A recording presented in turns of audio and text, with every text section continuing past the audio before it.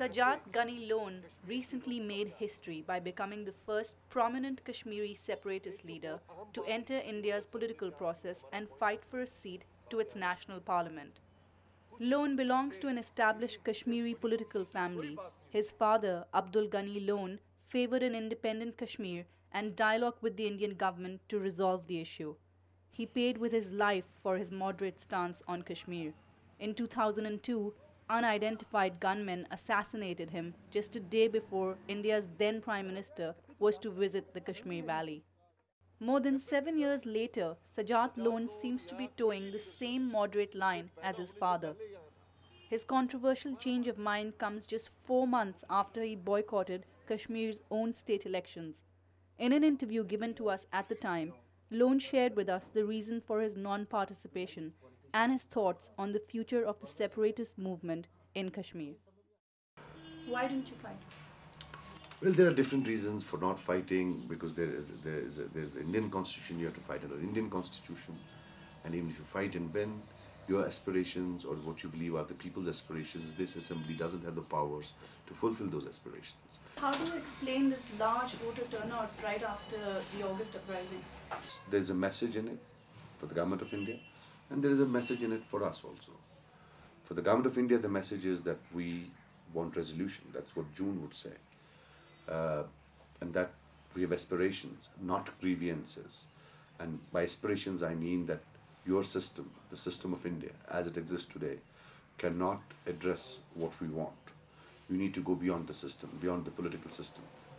And for the separatists, I think the message is loud and clear. The message for us is that there might be a desire within the people to delink their day-to-day issues from the larger issue of resolution. What do the separatists need to do from here going forward? I think we need to have a strategy in consonance with the realities of today. We need to have a very dynamic response. We don't need to react. We need to formulate a response which is acceptable to the whole world, which is acceptable to the people of Kashmir, and which is in sync with the realities as they exist today.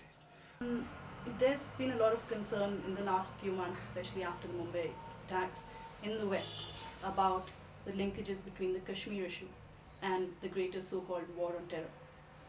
What are your thoughts on that? You have to understand one thing, that when people go in thousands to the funeral of a martyr, that the gun enjoys a level of social sanctity in Kashmir. Kashmiris do not see it as an act of terror. The day Kashmiris see it as an act of terror, you wouldn't have Lashkar-Taiba anywhere.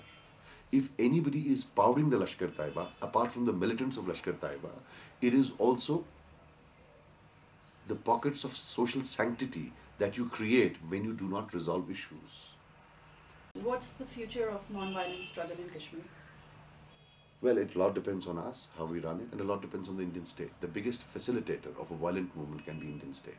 If you use brute force against non-violent movement in Kashmir, it's only you're going to chase away these people into the violent camp. So a lot depends on us, how we are able to continue this movement in a non-violent manner. But the biggest facilitator of a violent movement could be the Indian state.